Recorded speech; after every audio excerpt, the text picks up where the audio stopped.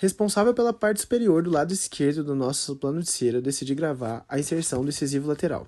Alguns pontos devem ser observados que vão servir de orientação para transmitirmos uma cópia fiel para o plano de cera, como por exemplo o sentido médio distal desse dente, onde a cervical ela é sutilmente mais inclinada para a distal, levando em consideração o incisivo central. Já o sentido cérvico-incisal, a cervical, ela é sutilmente inclinada para a palatina. Após a inserção do incisivo lateral, usei como guia e fiz a inserção do canino. Decidi então gravar a inserção do primeiro pré-molar no plano de cera. A gente trouxe aqui de forma mais detalhada a técnica que usamos, onde primeiro marcamos com o lápis o dente e então tiramos uma porção do plano de cera aonde vai ser inserido o dente. Depois a gente faz a plastificação do que sobrou do plano de cera para fazer a inserção desse primeiro pré-molar na parte superior do lado esquerdo. Depois de inserido no plano de cera o molar superior, podemos observar alguns pontos que foram cruciais para um bom desempenho na colocação do plano de cera do mesmo. Devemos levar em consideração o longo eixo na vertical que esse dente possui. Outro fato importante que deve ser observado seria a face vestibular, que geralmente é no nível canino ou ligeiramente para dentro. As cúspides vestibulares e palatina desse dente tocam o plano de cera inferior. Por isso a importância de montar no articulador para assim poder trazer um resultado mais assertivo e uma cópia fiel para o plano de cera. Depois da inserção do primeiro premolar, foi a hora de colocar o segundo premolar no plano de cera. Não fugindo muito do que a gente já mencionou no vídeo, marcamos com lápis, tiramos o plano de cera em excesso, fizemos a plastificação da cera restante e colocamos o segundo pré no plano de cera. Tive uma certa dificuldade em colocar, geralmente a plastificação não funcionou muito bem, eu tive que dar um setox aí depois, mas acabei conseguindo colocar. E seguindo bastante o que a gente já tinha mencionado do primeiro pré-molar, a gente pode ver a face vestibular, geralmente no nível canino, igual podemos mostrar no vídeo aí. Não sei se deu para pegar muito bem no vídeo, mas a gente tentou focar bastante nisso para poder fazer e trazer de forma mais real para o modelo do plano de cera, levando em consideração essas orientações.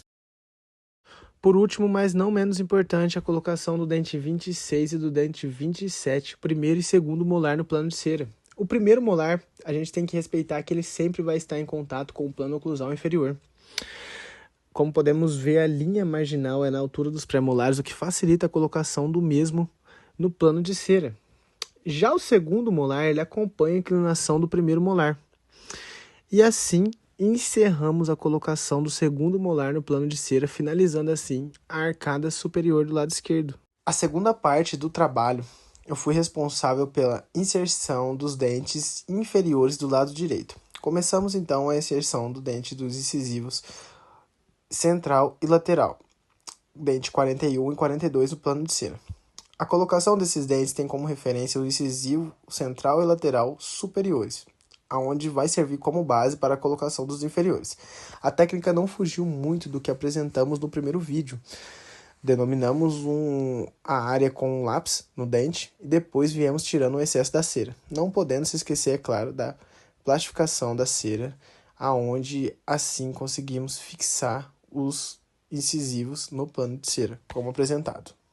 Após a colocação do incisivo central e do incisivo lateral inferiores, devemos colocar o canino no nosso plano de cera, o que servirá como grande referência para a colocação do primeiro premolar inferior.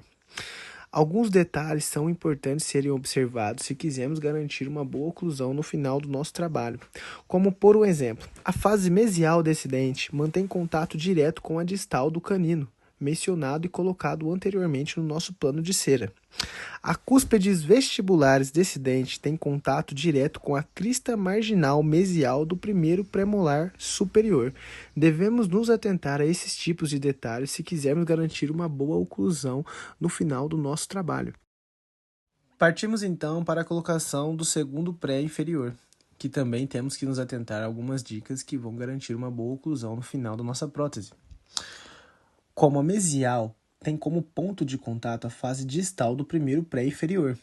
As cúspides vestibulares têm contato direto com a crista marginal do primeiro pré superior e a mesial do segundo. E por último, mas não menos importante, não podemos deixar de destacar a colocação do primeiro e segundo molar inferior. Algumas características desses dentes devem ser observadas para que, se quisermos garantir uma boa oclusão no final do nosso trabalho. Como, por exemplo, podemos usar como referência a cúspide médio-vestibular faz contato com a crista marginal distal do segundo pré-superior e a mesial do primeiro pré-molar superior também. A fase mesial desse dente mantém contato direto com a distal do segundo pré-inferior, facilitando assim a colocação do dente no plano de cera. Já o segundo molar tem uma das características que vão nos garantir uma boa oclusão, sendo ela a cúspide mesial vestibular mantém contato direto com a crista marginal e o sulco mesial do segundo molar superior. Devemos ficar atentos se quisermos garantir uma boa oclusão. A face mesial não foge muito das outras mencionadas e tem contato direto com a face distal do primeiro molar, inserido anteriormente no nosso plano de cera.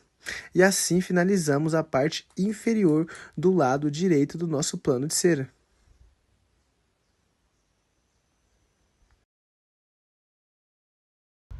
Como minha dupla realizou a inserção dos dentes na arcada superior do lado esquerdo, agora irei realizar a inserção dos dentes superior do lado direito, começando pelo incisivo central de número 11.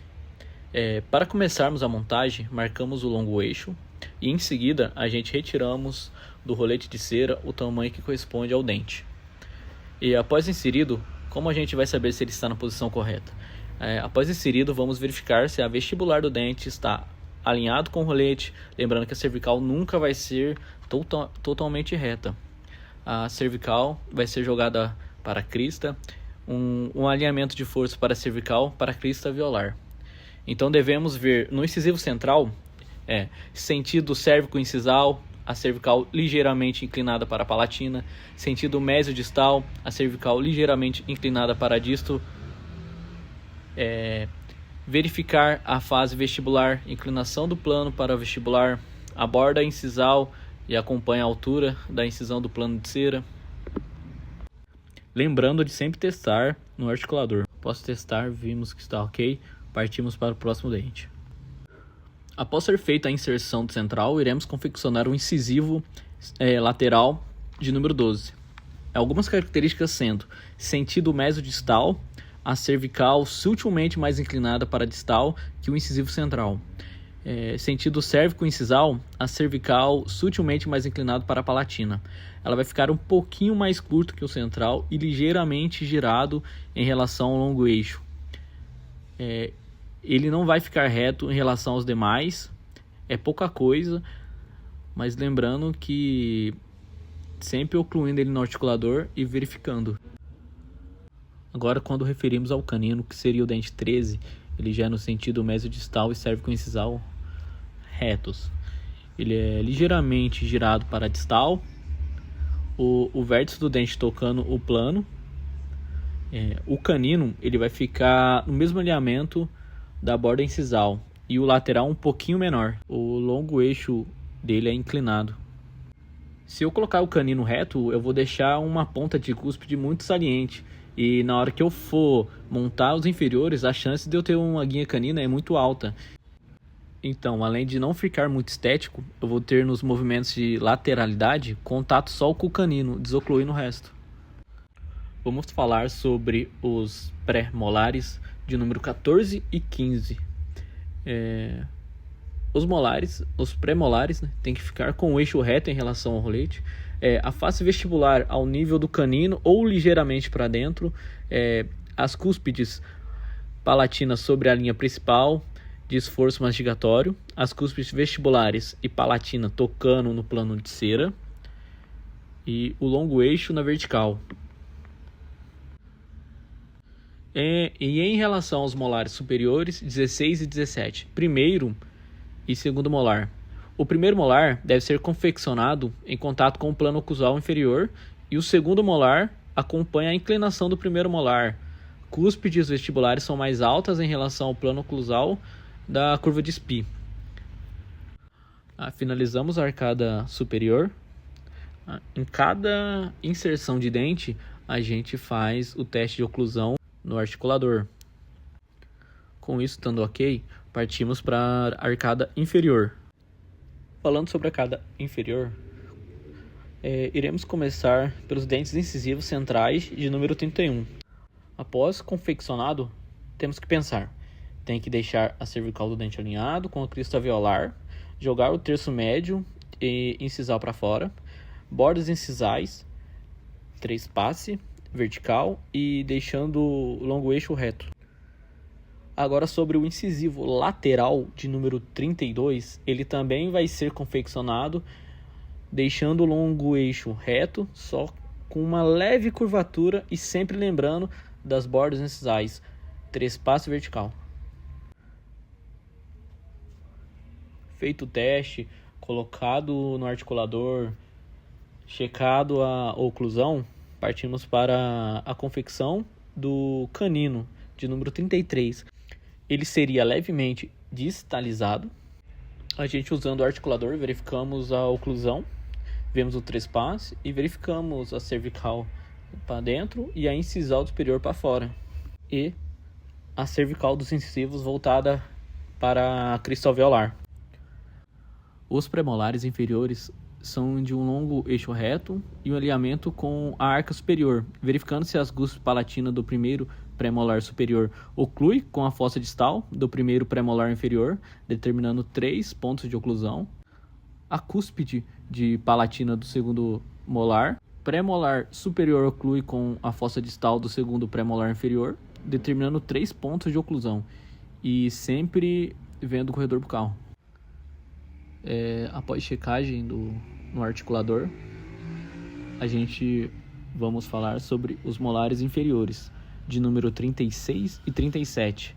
Para finalizar a nossa oclusão, que foi de classe 1, ela foi caracterizada com as cúspides mesovestibular do primeiro molar superior, ocluindo com o sulco mesovestibular do primeiro molar inferior. E assim, finalizamos o trabalho verificando no articulador se precisa de algum ajuste ou não. E ficamos por aqui. Obrigado pela atenção e até mais.